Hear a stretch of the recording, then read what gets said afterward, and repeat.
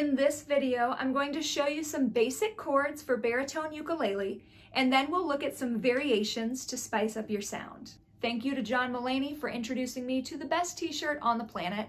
So first, let's look at some of the basic chords for baritone ukulele. One of the easiest chords to play on baritone is this G major triad. And I play that with my ring finger.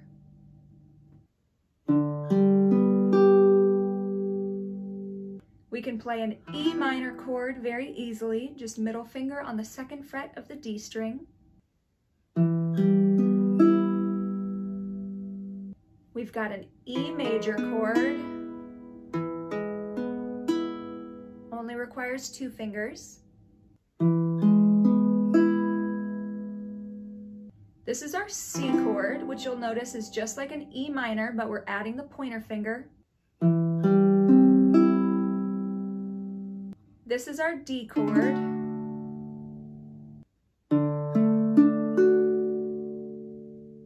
And we've got a D minor chord.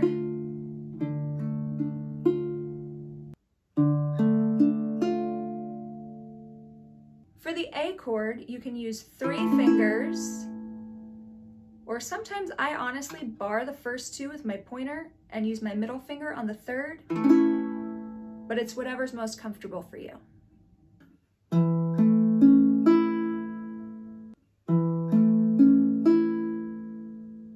A minor uses 3 fingers, but it's still pretty simple.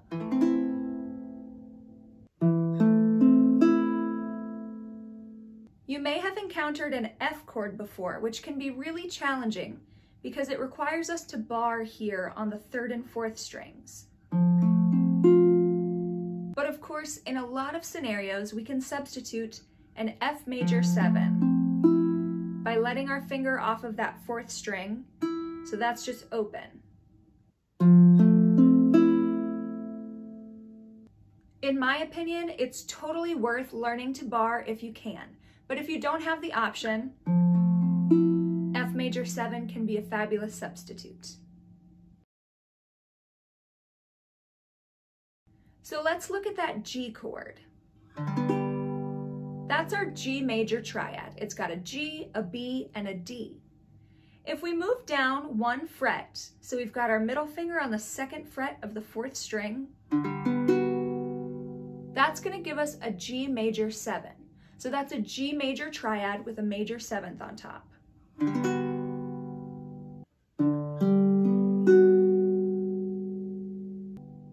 And if we move down 1 more fret,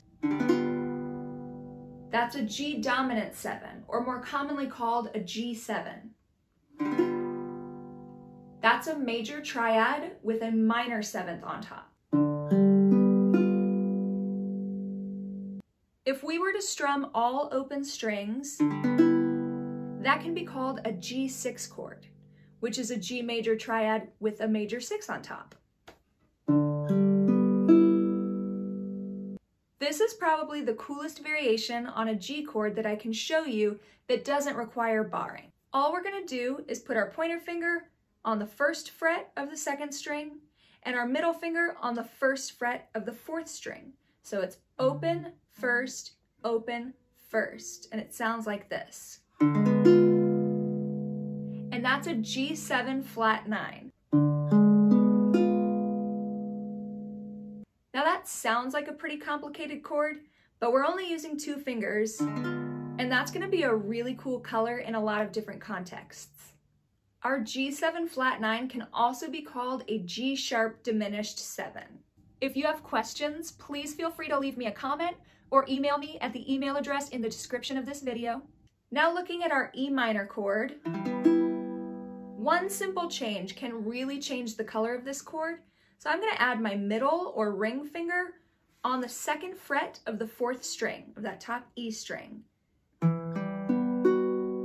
And that's going to be an E minor 9 chord.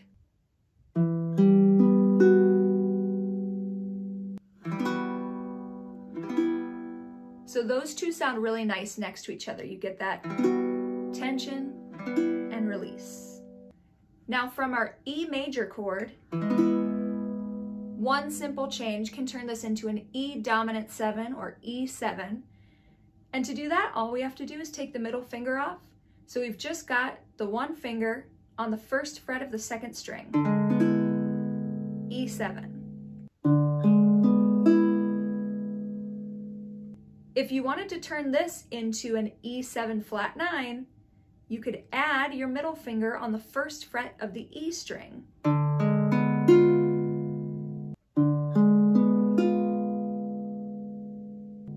Which is exactly the same as our G sharp diminished 7 or G7 flat 9 chord.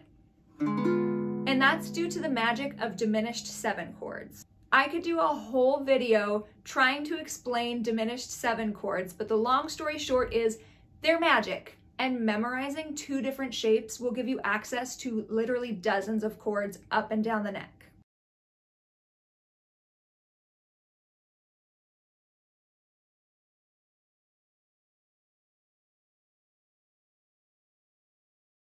Maybe I will do a video on that sometime. Anyway, for now, we'll move along. Now, starting with a C chord, there are 2 different notes we can add to really change the color of this. And the first one would be turning this into a C7 chord. So all we're gonna do is add the ring finger on the 3rd fret of the 2nd string.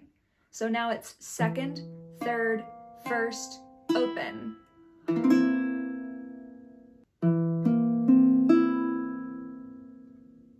And if that's super easy for you, you can add your pinky on the 3rd fret of the top string. So now it's 2nd, 3rd, 1st, 3rd.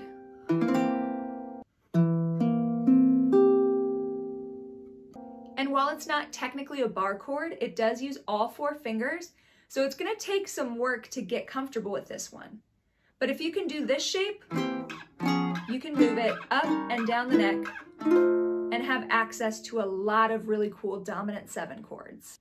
The other easy change we can make to a C chord to give it a really distinct sound would be adding our ring finger on the 2nd fret of the top string, the E string.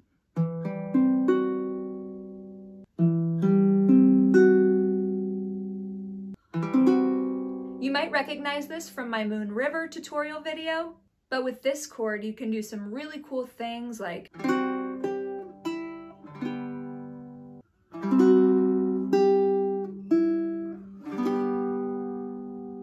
Next up, we'll look at our D chord. For this one, we can change to going straight across on the 2nd fret, either by barring or by using 3 fingers. And that's gonna be a D major 7.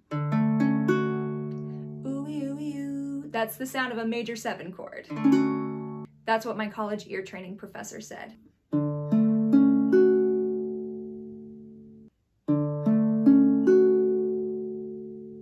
If we were to move down 1 more fret on the B string, but leave the other strings on the 2nd fret, we would get a D dominant 7 or D7.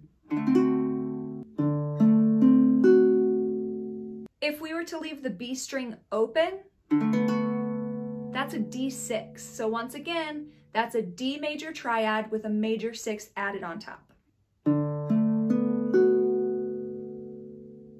When I say major 6 added on top, I mean the major 6 as it relates to the root of the chord.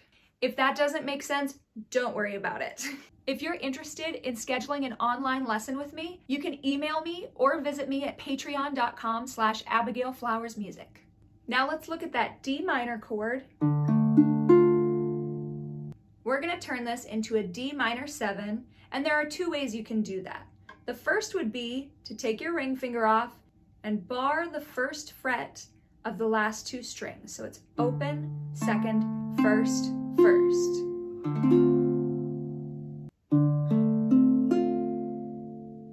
If you're still working up your strength for bar chords, we can change the fingering around so that we've got ring finger on the 2nd string and then pointer and middle on the 3rd and 4th strings. So again, open, 2nd, 1st, 1st.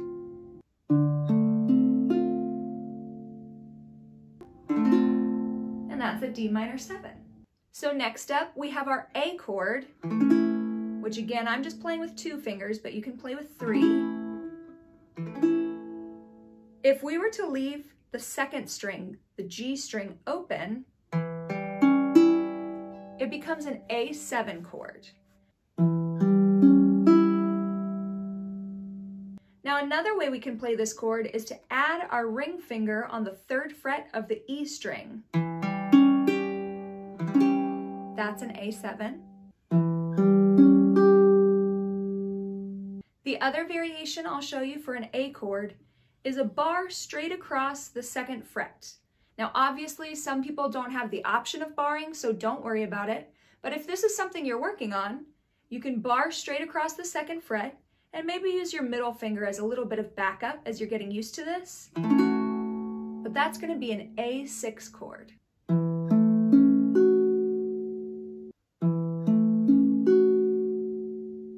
This next one is a variation on our A minor chord. So we're starting with that. If we add our pinky on the 3rd fret of the top string, the E string, we get an A minor 7.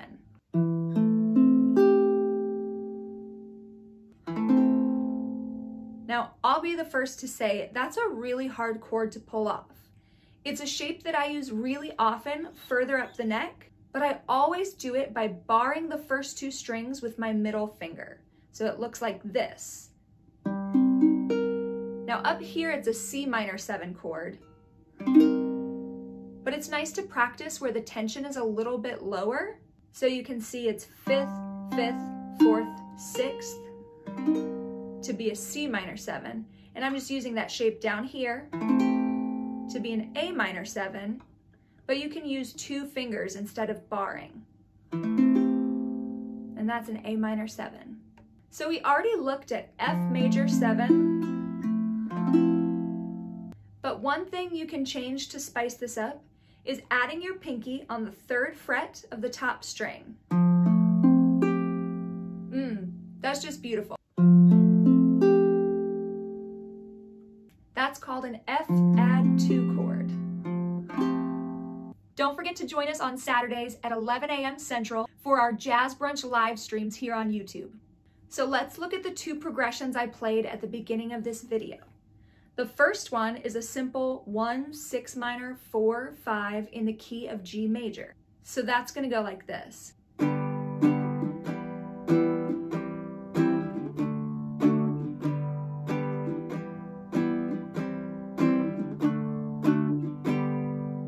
And my strumming pattern is just down, down, up, down, down, up, down, down, up, down, down, up. You get the picture. This is a fantastic progression to practice if you're just starting out. There's not too many difficult chords, but you're going to come across these chords a lot as you look up more songs for baritone ukulele. So this is sort of a fundamental to get into your fingers to be able to branch out a little bit more and learn more chords. If you're ready to level up a little bit and give yourself a challenge, we can work on that second progression I played. And that sounded like this.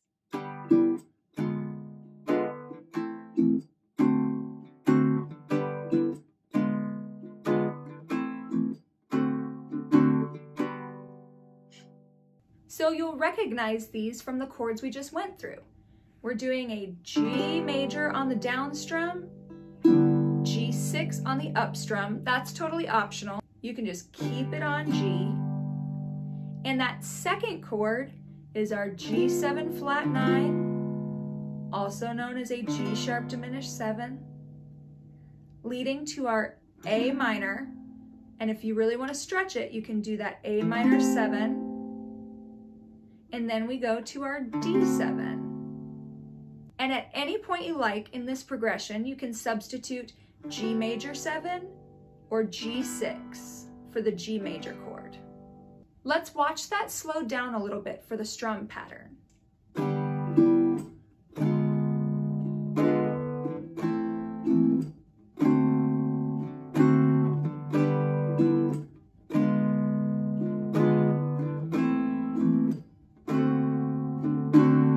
So that's down, up, mute, down, up, down, up, down, up, mute, down, up, down, up. That's really hard to say. Down, up, mute, down. down, up, mute, down, up, down, up, down, up, mute, down, up, down, up, down. Please let me know in the comments which of these new chords is your favorite, and don't forget to subscribe and click the bell so you'll get notifications next time I post a tutorial. Thank you guys so much for watching, and I'll see you back here on Saturday morning for Jazz Brunch live stream.